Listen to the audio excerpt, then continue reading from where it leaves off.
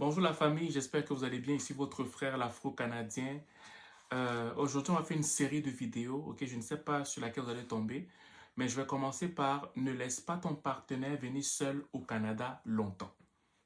Je veux dire, en gros, ne soyez pas séparés longtemps. Parce que des fois, j'entends des histoires comme quoi il y a des hommes qui sont arrivés ici, comme des femmes qui sont arrivées ici à un moment donné, quand leur partenaire arrive maintenant au Canada et qui sont ensemble pour au moins pour la première fois ici au Canada. On dirait qu'il n'y a plus de lien proprement parlant entre les deux partenaires et plus tard, ça crée des divorces. OK? On va parler de ça aujourd'hui, mais bien avant de parler de tout ça, nous, on fait des rencontres virtuelles. Notre prochaine rencontre virtuelle, c'est vraiment ce samedi. Fait que si ça t'intéresse d'être là, enregistre-toi sur le lien qui est en bas. Si tu m'écoutes sur YouTube, sur Facebook, le lien qui est en haut. Ou bien si tu veux me parler, tu m'écris simplement ou tu me textes au 514-247-1737, 514-247-1737. Ça me fait plaisir de discuter avec toi s'il y a une vidéo que tu écoutes et qui t'intéresse et que tu aimerais discuter avec moi en fait. Voilà. Donc aujourd'hui, il faudrait vraiment que vous me compreniez parce que vous savez, la Bible dit que c'est important que les deux partenaires ne se séparent pas très longtemps de peur que le tentateur s'initie entre les deux. Et ça, je vérifie ça vraiment ici au Canada. Dans la mesure où des fois tu vois des papas qui vont, je veux dire de façon noble, laisser leur famille en Afrique ou dans les Caraïbes pour venir se chercher au Canada. Arrivé ici au Canada, qu'est-ce qui arrive? C'est que, bon, il va rester là 1 an, 2 ans, 3 ans, pendant que sa famille arrive.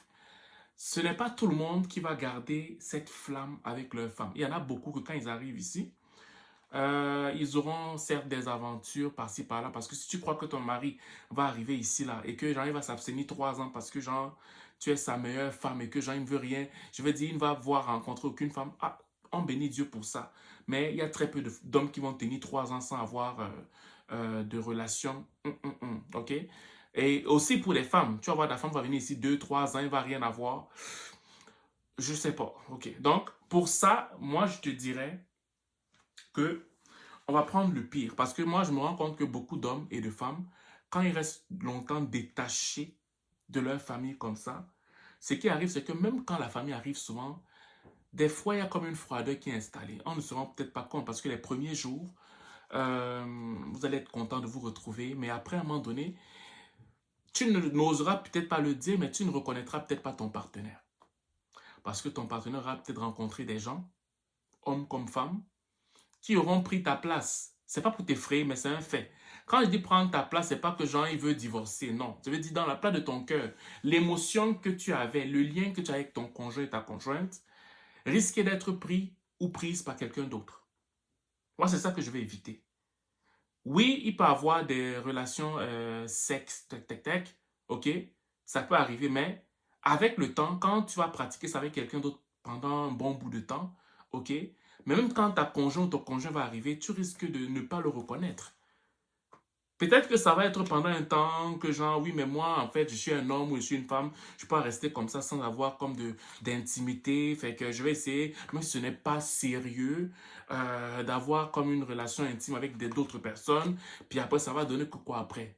Ça va donner quoi que genre, quand tu vas arriver, toi, ton conjoint ou ta conjointe arrivera ici au Canada, ben, je ne serai plus avec cette personne, je vais maintenant être avec le père de mes enfants ou la mère de mes enfants.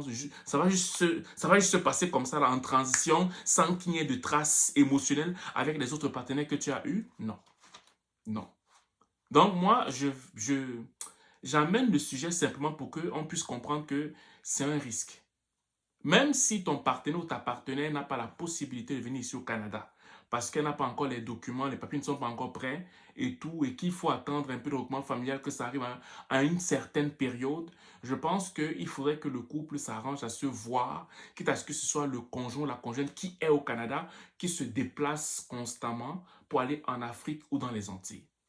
Parce que ça va faire en sorte que, même si c'est une fois par année, ça va faire en sorte que ce lien-là, ou bien la tentation sera moins forte qu'une personne qui est ici pleinement, à moins que tu n'as pas le choix et que tu ne peux pas te déplacer, peut-être parce que tu es réfugié ou quelque chose comme ça, ou bien parce que ta vie est en danger dans ton pays d'origine. Je peux comprendre, mais on prend des cas de façon, je vais dire de façon générale en fait. Je veux dire, à moins que tu ne puisses pas te déplacer, s'il te plaît, monsieur, madame, discuter du fait que celui qui est au Canada puisse au moins venir, ne serait-ce qu'une seule fois par année, vous rendre visite. Parce que quand ça commence à faire 2 ans, tu ne vois pas tes enfants et ta femme, ok, 3 ans, mon ami, crois-moi, il y a quelqu'un d'autre qui va forcément s'occuper de ta femme ou de ton mari, pas forcément sur le plan intime, mais ça peut aussi être sur le plan émotionnel. Ça fait en sorte que maintenant, quand toi tu vas arriver ici, ben, tu vas parler à ton conjoint, mais tu ne le reconnaîtras pas. Pourquoi? Parce que malheureusement, quelqu'un d'autre aura pris ta place, la place que tu apportais émotionnellement à ton conjoint ou à ta conjointe. Surtout quand c'était à ses débuts, à savoir ce qui veut dire dans les moments difficiles, dans les moments compliqués, quand il fallait pleurer à l'épaule de quelqu'un. Oui, tu vas me dire que tu discutes de tout et de rien avec ton conjoint par téléphone. Mais il y a peut-être un collègue qui passe plus de temps avec ton conjoint ou ta conjointe. Il y a peut-être un voisin ou bien un ami dans l'association que ton conjoint ou ta conjointe fréquente qui passe beaucoup de temps avec lui et ça peut donner des idées ou le fait de passer à l'action qui pourrait ne pas se produire si vous vous rencontrez ne serait-ce qu'une à 2 fois par année en fait. Voilà.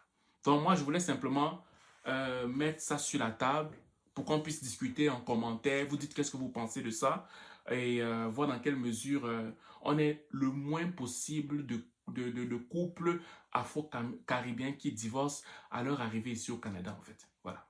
Donc j'espère que cette vidéo va vous toucher, va vous permettre de voir les choses différemment et trouver une solution et qu'on soit le plus longtemps possible en relation ou dans le mariage parce que genre une communauté qui divorce constamment n'est pas une communauté forte en fait. Les familles doivent être soudées pour que la communauté apporte plus non seulement au Québec mais aussi au Canada tout entier.